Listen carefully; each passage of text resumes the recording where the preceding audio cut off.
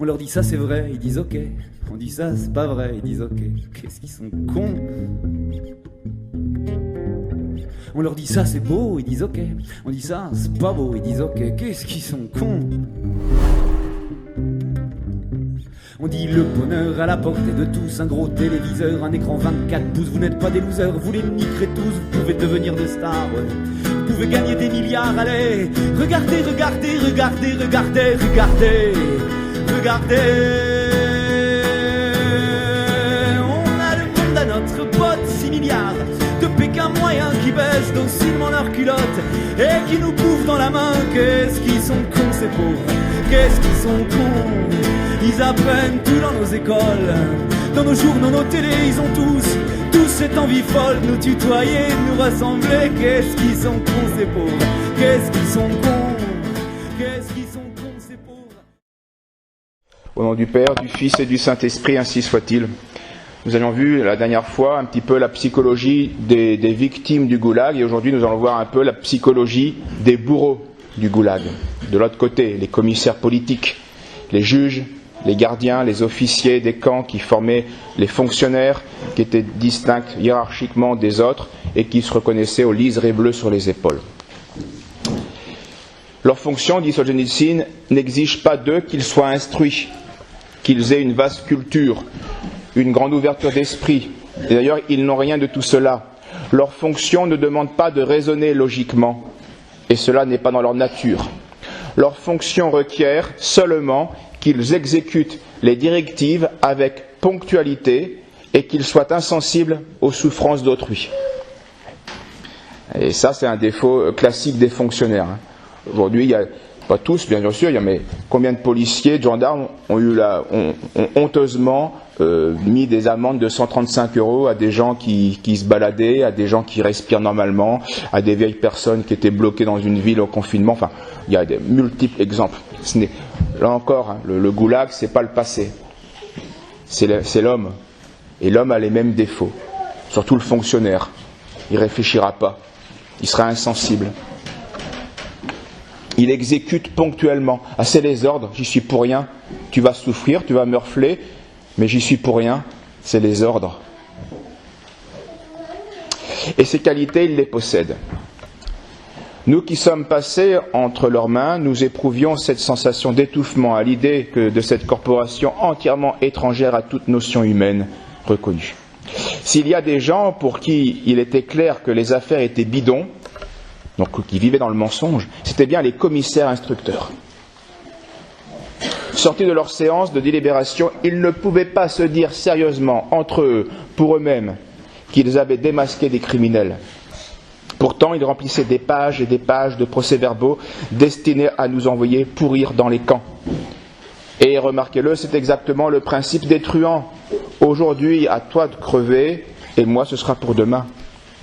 Voilà pourquoi c'est la même logique qui règne selon les victimes et les bourreaux dans le goulag. De manière majoritaire, il y a toujours des exceptions évidemment, comme chez les bourreaux comme chez les victimes. Ils comprenaient que les affaires étaient bidons, et pourtant, ils poursuivaient leur labeur année après année. Comment l'expliquer ? Peut-être qu'ils s'efforçaient de ne pas penser, et ils avaient admis tout simplement que ça devait être comme ça, que les auteurs des directives qu'ils recevaient ne pouvaient pas se tromper. Et ça aussi, c'est vrai. On a un doute, mais on ne réfléchit pas, parce qu'on ne veut pas de problème. Alors ceux qui me donnent des ordres, sachant que ce n'est pas très clair, mais ils ne peuvent pas se tromper. Mais si, ils peuvent se tromper. Bien sûr qu'ils peuvent se tromper. Donc l'univers des bourreaux était donc lui aussi un univers de mensonges, engendré par un mépris égoïste de tout ce qui n'était pas moi. Un choix qui ne peut socialement qu'engendrer, bien sûr, une violence démesurée, cruelle et absurde. Solzhenitsyn fait cette remarque, en se rappelant la psychologie de ces commissaires politiques. Pourvu qu'il y ait un homme, on lui fabriquera toujours une affaire, disaient beaucoup d'entre eux par plaisanterie. C'est un dicton chez eux. Ce qui, à notre sens, est torture, pour eux, c'est un travail bien fait. Pourquoi se sont-ils attelés avec tant de zèle à cette course, non pas à la vérité, mais à la quantité d'individus traités par la machine et condamnés ? Parce que c'était ce qui leur était le plus commode. parce que c'était ce qui leur était le plus commode. Sans sortir de l'ornière commune, parce que ces chiffres équivalaient pour eux à une vie tranquille, et à des primes de salaire, et à des récompenses, et à de l'avancement. C'est pas plus compliqué que ça. C'est pas plus compliqué que ça. Le goulag a duré 80 années, 50 années de manière... à cause de ça, à cause de la nature humaine qui est prête à faire souffrir les autres, du moment que elle ne souffre pas. Et il en est de même dans l'administration, dans la magistrature, dans la police. Ici, aujourd'hui, il y a tant de suicides dans la police, des dizaines et des dizaines. Il y a 3 mois, on était déjà à 65 suicides. Et encore, combien sont cachés? C'est que ces gens-là ne supportent plus une vie, certes tranquille, mais de mensonges, d'absurdité. On leur fait faire des choses absurdes, injustes, par idéologie. Et au lieu de lutter, au lieu de s'opposer, certains quittent la police, d'autres s'y opposent, se battent à l'intérieur pour essayer de faire changer, mais c'est pas facile, ils se font écraser par la machine. Et d'autres préfèrent quitter la vie par cette vie tranquille, mais qui n'a plus de sens. C'est dommage. Et c'est déplorable pour eux. Donc la République judéo-maçonnique, comme jadis le judéo-communisme, sont des systèmes qui sont fondés sur le mensonge qui finit par l'homicide. Pas toujours, mais qui a cette logique. Pour ces systèmes, il n'y a pas d'autorité autre que la volonté de l'homme. Et ayant rejeté Dieu, il lutte contre toute paternité qui va participer à la paternité divine, créatrice, providence, rédemptrice. Dans cette atmosphère-là, inévitablement, c'est le règne de la triple concupiscence. C'est l'esclavage du péché qui est favorisé par cela, par tous ceux qui se prétendent libres de Dieu.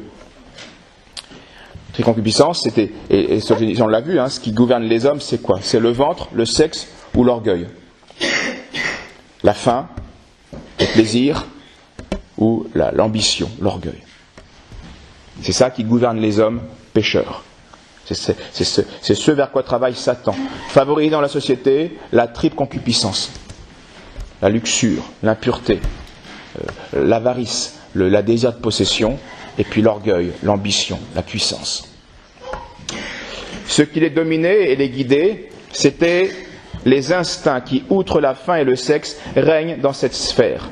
L'instinct du pouvoir et celui du lucre, de l'argent.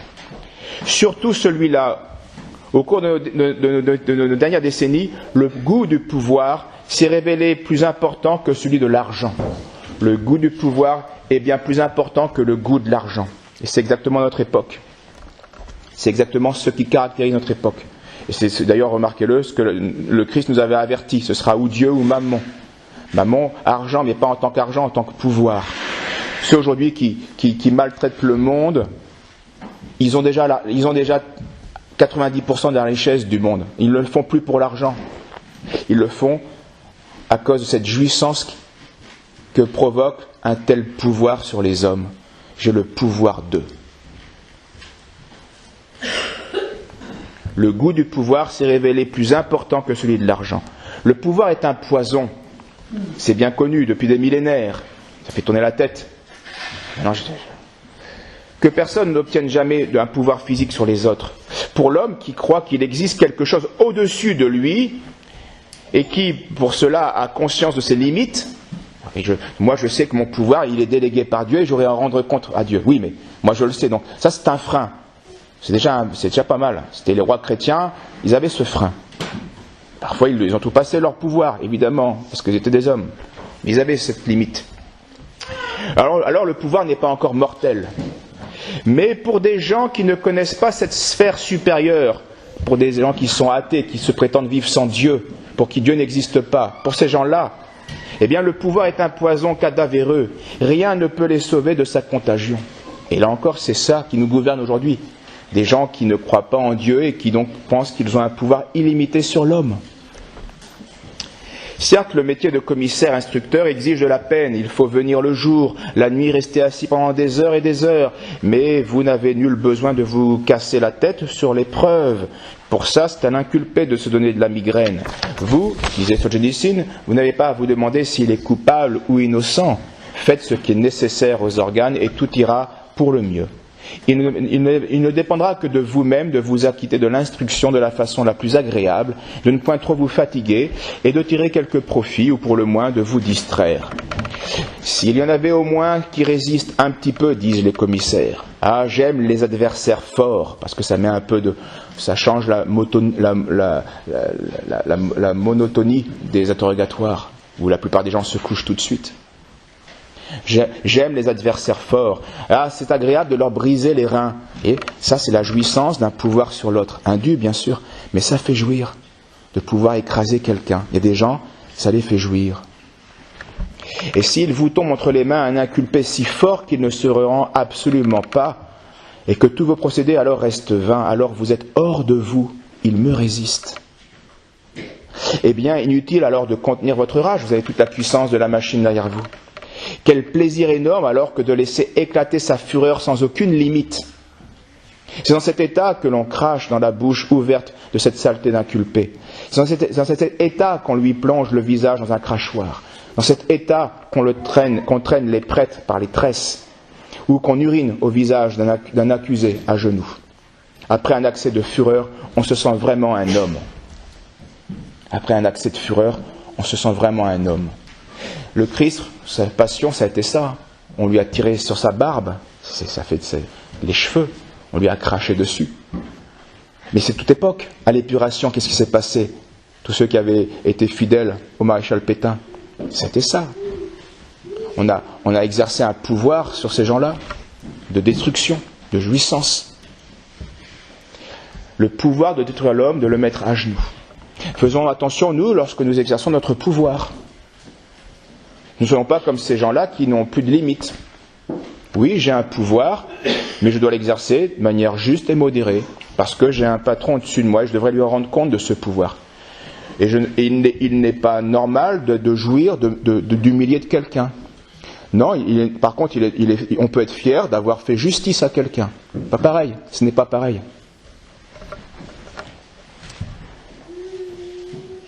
Dans toutes les réalités terrestres et physiques, dit Solzhenitsyn, remarque, il y a des seuils. Un matériau résiste, puis à un moment donné, il y a un seuil critique, il casse, il se transforme. Les gaz peuvent se liquéfier. Au début, il résiste, et puis à telle température, il se liquéfie. Et il va dire que ça va être pareil pour l'homme. Il y a des seuils de malice, qui sont comme irréversibles. Comme. La scélératesse, semble-t-il, a elle aussi un seuil de grandeur. Oui, toute sa vie, l'homme hésite, se débat entre le bien et le mal. Il glisse, il tombe, puis il regrimpe, puis il se repent, puis il s'aveugle à nouveau. Mais tant qu'il n'a pas franchi le seuil de la scélératesse, qui est subjectif, ça ne se mesure pas. C'est-à-dire que Saint Alphonse de Liguori dit que Dieu supportera pour chacun d'entre nous un certain nombre de péchés. Pas un de plus. Ce sera la mort. Alors bien sûr, c'est vrai. Si on réfléchit, c'est vrai. Nécessairement, c'est vrai. Parce que la mort clôt notre vie, aussi bien de mérite et de péché. Il y a un seuil pour toute chose. Il y a une limite, il y a une fin pour toute chose temporelle. Un seuil de scélératesse. Il a toujours la possibilité de revenir en arrière s'il n'a pas atteint ce seuil. Il reste alors dans les limites de notre espoir. Mais quand il en a franchi soudain le seuil, par la densité de ses actions, qui n'est pas nécessairement une quantité d'actions, qui peut être une intensité dans l'action mauvaise. Saint Thomas dit que parfois un seul acte avec une telle intensité de méchanceté peut suffire à acquérir le vice de cet acte. Alors que normalement, un vice n'est produit que par une habitude répétée de mauvaises actions, habituellement. Mais dans certains cas, l'intensité a été telle que le vice est acquis. Densité de ces mauvaises actions, leur degré ou par leur caractère absolu de pouvoir, du pouvoir qu'il exerce et qu'il exclut alors de l'humanité, et peut-être sans retour. Dieu jugera tout cela, mais en tout cas, Solzhenitsyn a remarqué que chez ceux qui s'abandonnaient à la malice, à la noirceur de leur âme, eh bien, cela se voyait sur le visage. Et ça, c'est de même que la pureté se lit souvent sur le visage. Une certaine bonté d'âme se lit sur le visage. Dans les yeux, particulièrement. La colère, on le voit bien, quelqu'un de coléreux, quelqu'un de faux, les yeux. On peut toujours tromper, on peut être comédien, évidemment. Mais c'est vrai généralement. Sur leur visage, un dépôt de cruauté, racorni, ainsi qu'une expression perpétuellement sombre et mécontente. Ça, c'est un signe. Être toujours triste et mécontent. Ça peut être un tempérament, ça ne veut pas dire qu'on est un grand pécheur, mais attention. En tout cas, c'est un signe que notre vie spirituelle n'est pas là où elle doit être, au niveau où elle doit être. Car la charité engendre la joie, dit saint Paul. Alors la joie, c'est pas l'excitation, c'est pas rire à tous les 2 minutes. Mais la joie, une joie profonde d'être avec Dieu. La charité produit la joie, pas la tristesse et le mécontentement. Tout se passe à merveille, croirait-on. Ils ont une vie tranquille, ils ont l'argent et l'avancement. Ils devraient être heureux, ces gens-là. On va retrouver le même processus que les brigands qui n'arrêtent pas de voler, mais quand ils se font voler, ça ne va plus. Ils n'arrivent pas à dire que le vol est bien. Et eux, ils n'arrivent pas à dire que leur vie tranquille est bonne. Il y a quelque chose qui ne va pas puisqu'ils sont tristes. Et pourtant, voyez, il y a cette expression de mécontentement. Est-ce parce qu'il semble qu'ils sont en train de rater quelque chose de mieux, ou bien est-ce la marque que Dieu laisse immanquablement sur la fripouille pour prix de toutes ces scélératesses? Oui, il y en a une conscience, et cette conscience nous empêchera d'être heureux si on fait le mal. Alors on pourra l'étouffer un temps, plus ou moins, mais on ne pourra jamais la débrancher. On ne pourra jamais la débrancher, elle restera efficace. Et c'est pour ça que nous serons jugés justement en fonction de cette conscience et de ces lumières. Il est temps maintenant de se demander comment peut-on résister à ce déferlement de malice et de haine de ces hommes ténébreux. Eh oui, ça, c'est une question importante. Comment résisteriez-vous, vous qui éprouvez de la douleur, qui êtes faible, qui êtes lié par des affections vivantes et qui n'êtes pas préparé, ce qui était le cas de ces gens-là? Que faut-il faire pour être plus fort que le commissaire politique, instructeur? Il faut pénétrer, écoutons ces conseils, ils pourront peut-être un jour nous servir. Il faut pénétrer dans la prison sans frémir pour la douce chaleur de la vie qu'on a laissée derrière soi. Il faut se dire en franchissant le seuil, ma vie est finie. Un peu tôt, mais je n'y peux rien. Je ne recouvrerai jamais la liberté. Je suis condamné à disparaître, maintenant ou un peu plus tard, mais un peu plus tard ce sera encore plus dur, et le plus tôt sera le mieux. Je ne possède plus rien, mes proches sont morts pour moi, et moi pour eux. À partir d'aujourd'hui, mon corps ne me sert plus à rien, il m'est étranger. Seul mon esprit et ma conscience me restent chers et conservent de l'importance à mes yeux. En face d'un tel prisonnier, l'instruction sera ébranlée. Seul vaincra celui qui renoncera à tout. Il y a eu des gens comme ça. Contre cela, on ne peut rien faire. Parce qu'ils n'ont pas peur de mourir. Parce qu'ils sont prêts à mourir. Parce qu'ils sont comme déjà morts. Pour garder le plus important, l'âme, la conscience. La difficulté, vous la sentez, et Solzhenitsyn la conclut, mais qui est capable de changer son corps en pierre? Parce que quand on vous tabasse, vous avez mal. Stoliarova se souvient de sa voisine de Chali, en 1937, à la prison des Boutirki. C'était une vieille femme. On l'interrogeait chaque nuit. 2 ans auparavant, un ancien métropolite qui s'était enfui en exil avait dormi une nuit chez elle en passant par Moscou. Et il était toujours en service et on le recherchait activement. Alors cette vieille femme dit, c'est vrai, un métropolite, c'est un prêtre, un archiprêtre si vous voulez, en Russie. C'est vrai, j'ai eu l'honneur de l'accueillir, dit-elle. Bien, mais après, il a quitté Moscou. Et chez qui est-il allé? Il voulait le réseau. Ah, je le sais, mais je ne le dirai pas, dit cette vieille dame. Ah, je le sais, mais je ne le dirai pas. Il y avait une filière donc de croyants qui avait exfiltré en Finlande ce métropolite. Les commissaires instructeurs se relayaient, s'assemblaient, agitaient leurs poings sous le nez de cette vieille femme. Mais elle leur répliquait, « Vous ne pouvez rien contre moi, même si vous me coupez en morceaux. Vous avez peur de vos chefs. Vous avez peur l'un de l'autre. Vous avez même peur de me tuer parce que vous perdriez les renseignements que vous cherchez. Mais moi, je n'ai peur de rien. Je suis prête même à l'instant de répondre devant le Seigneur. » Vous comprenez bien que contre une telle personne, on peut la tabasser, on peut la tuer, mais on ne pourra rien faire. Ils sont perdus. Et nous, on se sauve. C'est dur, mais c'est la seule manière d'en sortir. Il y avait en 1937 des gens qui, après l'interrogatoire, ne revenaient pas dans la cellule chercher leur baluchon. Ils avaient choisi la mort et ils n'avaient déposé contre personne. Ils n'avaient pas menti, ils n'avaient pas fait ce qu'on leur demandait. Donc seul celui qui renoncera à tout vaincra. C'est ce que l'Évangile nous apprend.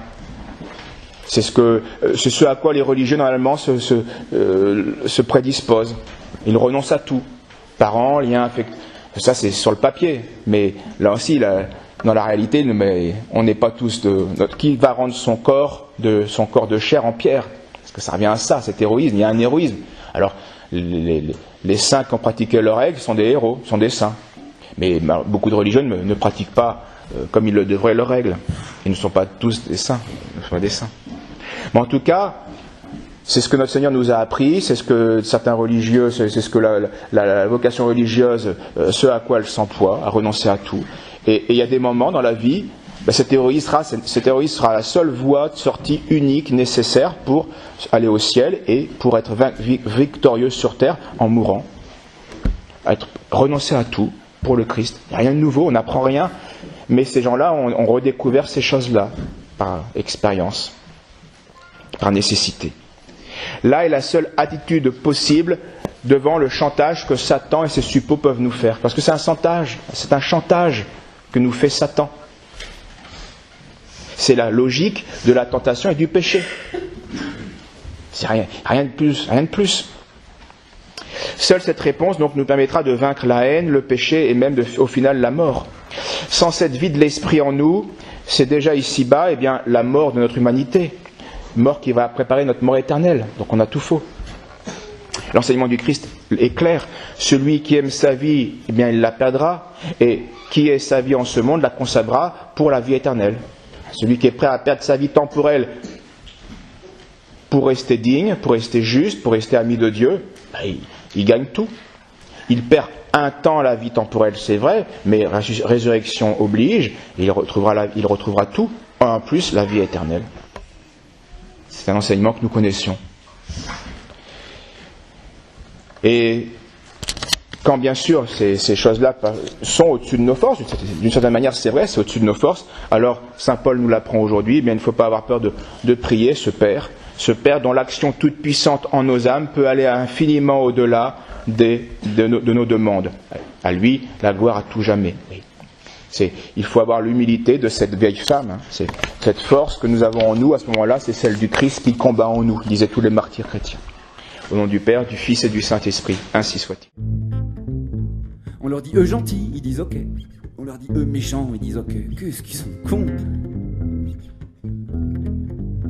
On leur dit c'est la guerre, ils disent ok. On leur dit faut la faire, ils disent ok. Qu'est-ce qu'ils sont cons. On dit l'ennemi se cache n'importe où, surveillez vos amis, restez planqués chez vous, nos démocraties sont en danger partout, on leur dit insécurité.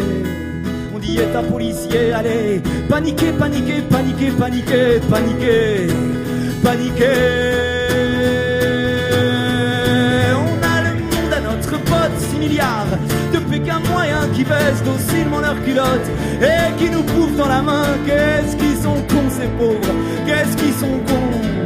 Au service de nos portefeuilles, sous les prétextes les plus grossiers, ils se font démonter la gueule partout. Ils restent à piller. Qu'est-ce qu'ils sont cons ces pauvres, qu'est-ce qu'ils sont cons, qu'est-ce qu'ils sont cons ces pauvres, qu'est-ce qu'ils sont cons. Puis on dit l'air et l'eau deviennent des denrées rares qu'on achète en tonneaux, payant pétrodollars. Faites de plus en plus chaud, faites de plus en plus noir pendant qu'on gaspille ce qu'il reste. Tâchez de vivre un peu modeste pour réparer, réparer, réparer, réparer, réparer.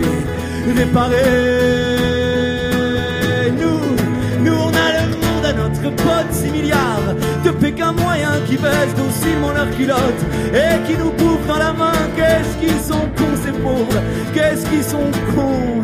Ça attend qu'on les culpabilise et que l'on sait les surveiller, qu'on les distrait, qu'on les divise. Aucun ne viendra nous saigner. Qu'est-ce qu'ils sont cons ces pauvres, qu'est-ce qu'ils sont cons. Aucun ne viendra nous saigner. Qu'est-ce qu'ils sont cons ces pauvres, qu'est-ce qu'ils sont cons. Aucun ne viendra nous saigner. Qu'est-ce qu'ils sont cons ces pauvres, qu'est-ce qu'ils sont cons. Aucun ne viendra nous saigner. Qu'est-ce qu'ils sont cons Ok, ok, ok. Inspirez, expirez, inspirez, expirez, respirez plus.